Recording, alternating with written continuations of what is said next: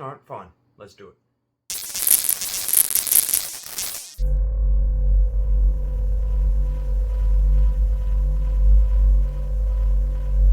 G'day Internet! Hope you're having a fantastic day. My name's Morgan, and welcome to another episode of Morgan Makes. This week, we are making the mask from The Mask. I loved this movie as a kid, and I think it turned out great. Let's have a look how I did it. As I said, The Mask was one of my favourite movies growing up. It might just be in my top 5 non-franchise movies, mainly because it never had a sequel. I printed this mask months ago on my little Ender 3 at a 0.06mm resolution. If I recall, it took roughly around 40 hours to print. I think it came out rather well, with only a few minor imperfections that can be seen in the layer lines. So no sanding was required on this one. So to start, I hit both sides with a clear coat primer so the paint sticks really well, and then a thin coat of Citadel Wraith bone contrast base. This stuff's kinda pricey, but a little bit goes a long way, and the results are more than worth the amount that you spend on, in my opinion. Then we just start layering up some colours that I think will match the original. This is a screen-used version, and it's the template I'm going to be using for my paint scheme here. The colour codes start with the base of Deathguard Green. I applied this kind of thinly so it would be a little bit streaky, as we're going to be building up a more complex palette of mouldy greens. Next I'll go over it with some Straker Green in the thin spots where the primer is still showing. It may not look like much on camera, but it adds a lot of depth even at this early stage. And then I'm going to be using the very last of this really old pot of Califan Brown to do a little bit of visual storytelling. In the movie, it's said that the Norse god Odin cursed the trickster god Loki and bound him within the mask. All portrayals of the mask as an entity are entirely green-skinned. There's no brown to be found. So, I think that the wood itself is actually coloured green, and it's not just mouldy. So what's the brown?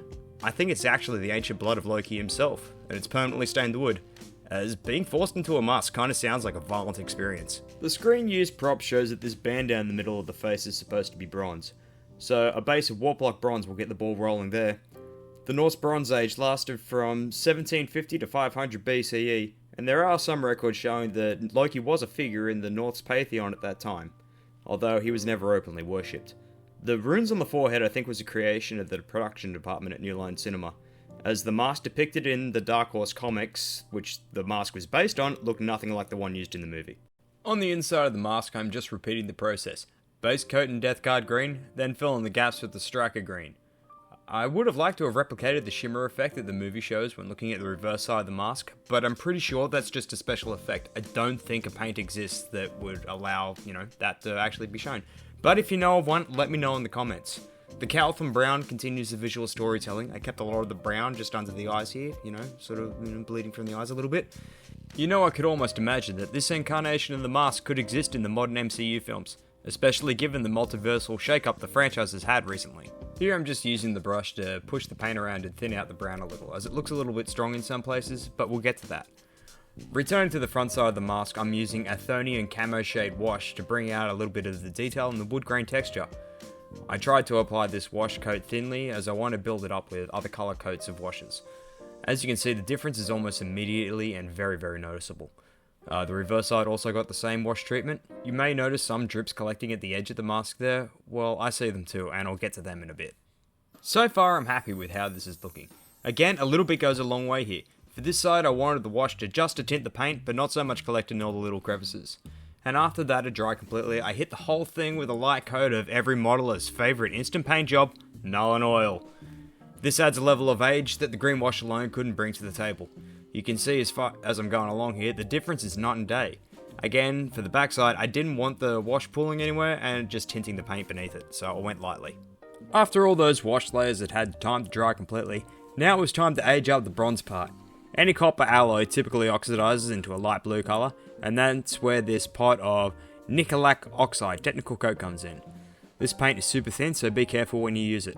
Just paint it on the bronze part and presto! A neon has passed in an instant. I'm sure Loki would be proud. Because the Nihilak oxide is so thin, you won't need much of it. You will need to build it up in layers, as you'll see. Even if you think you've gone too far, you may not have gone far enough. I'll show you what I mean in a second. But now I think the green wood part looks a little flat compared to the oxidized bronze. So I went up to my local hobby store and I picked up this pot of Vallejo Environment Effects Slimy Grime Dark. Shout out to my mate Adam at Tower Games Windsor. Sponsor the channel, dude, come on. The grime only gets applied to the deep crevices on the front side and a random amount of spots on the reverse. I may have been somewhat heavy-handed on this side, but it ended up working for me. Loki demands this project be completed, and everything I try just ends up working. The bronze on the front now looks a little dull by comparison, and the screen used original had some small copper fleck chips on this band, so out comes the Hashut Copper for a little bit of fine dry brushing. This forms another part of the visual storytelling. I'm only dry brushing the most protruding parts, like the very edges of the band and the crest of the rivets, places where the oxide has been cleared off by the few people who have ever handled this thing. I'm also going to be using the Hashut Copper to pick out the rune on the forehead and give a little bit of detail to the background of the crest there, just to add some depth. Then after that was dry, I gave it another coat of Nihilak oxide to tone it all in with the surrounding metal colours. And then another coat, because I didn't think it blended in well enough the first time. However, now it's looking very, very blue. A little too blue. But we're still not done. Null and oil to the rescue. A coat or two to bring the shade back down to a more natural tone. But I didn't forget about the drips. Going back with the Straker Green and the Slimy Grime effect, I cleaned up the hard lines that had formed around the edges of the mask. There was no real need to fully remove the drips, they just needed to be blended into the rest of the paintwork a little. The Slimy Grime paint effect truly added a lot to the depth of the paintwork. I don't think it would have looked anywhere near as good without it. And now that I'm finally happy with the finished product, it's time to seal the paint in so it won't smudge or chip. A quick blast with a can of Dulux Duramax matte clear coat should do the trick. And now all I need is a display stand. Luckily I upgraded my computer monitors recently, and I had this old monitor stand just lying around. Using Blender I designed and 3D printed this small clip, which I then painted the front of it to match the bronze headband. It clips on there, held in with just friction, and then the mask sits on top of it just like that. Oh man, this is starting to look really good, but I can't help think that it's still missing something. You know, something to make it pop. So, as the man himself once said, "Can't make the scene if you don't have the green. I better make a little stop." The green in this case is this small strip of old 12-volt LED lights. Since I only want green, I've only wired in the green channel. Using a dab of glue, the strip is held to the old monitor stand to act as a backlight for the display. Upon returning the mask to its stand, that marks the finish of this project, and I couldn't be happier with the results of this one. So without further ado, ladies and gentlemen, I give you the trap trickster god, Loki. Well, there you have it, folks. That was a lot of fun to make, and I think it looks great. I think Shade agrees with me too. If you have any comments or questions, drop a line down below. Like and subscribe. My name's Ben Morgan. Thanks for watching. I hope you have a fantastic day. Take it easy, guys. I'll see you next time. Cheers. Good girl.